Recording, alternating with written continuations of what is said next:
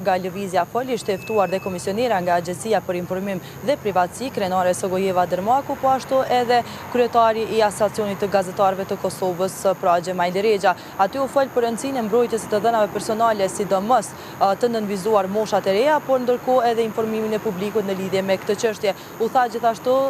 se sot për disa shkolla të kryeqytetit, por edhe në mbar vendin, ora e parë është kushtuar pikërisht të mbrojtjes të dhënave personale, por çka është vërejtur si një mangësi, themi ashtu, është edhe mungesa e ankesave të shumta që në fakt të njëjtit duhet i bëjnë tek Agjencia për Informim dhe Privatësi dhe mënyra se si të njëjtit duhet të orientohen më pas edhe tek organet e tjera kompetente në rast se këtu vrehen elemente pra të veprës penale. U diskutua gjithashtu që në të ardhmen e afërt në bashkëpunim me Ministrinë e Arsimit edhe Agjencisë për Informim dhe Privatësi do të krijohen edhe modalitete të tjera që do të përmbajnë elemente pikërisht që flitet pra për çështjen e mbrojtjes të dhënave personale tek të rinjt, nga ku ndoshta edhe mund të vendosen tek kurrikulat në orët e lëndët zgjedhore. Gjithashtu u tha se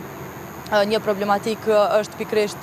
mosposedimi i domenit zyrtar të Kosovës, pasi që shumë aplikacione edhe mund të bëjnë keqpërdorimin e të dhënave tek të rinjve, çka është arritur një bashkëpunim me kësaj agjencie, gjithashtu edhe aplikacioni TikTok është bërë që në fakt moshat e reja të regjistruhen nga mosha 16 vjeçare dhe jo nga 13 siç ishte më herët, por edhe në këtë rast po keqpërdoren për shkak se po shfrytëzohen edhe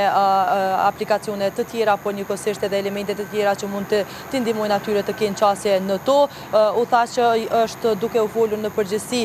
gjatë vitit e kaluar, por edhe vitit tash tek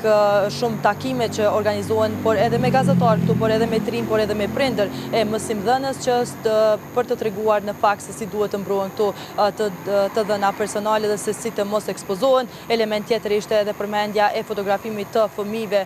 në qerdhe, që realisht shpesh bëhet edhe pa pëlqimin e prindërve, por edhe modalitetet e tjera që do të bëhen përmes monitorimit të vazhdueshëm nga kjo agjenci, në bashkëpunim gjithashtu edhe me Asociacionin e Gazetarëve të Kosovës, por edhe me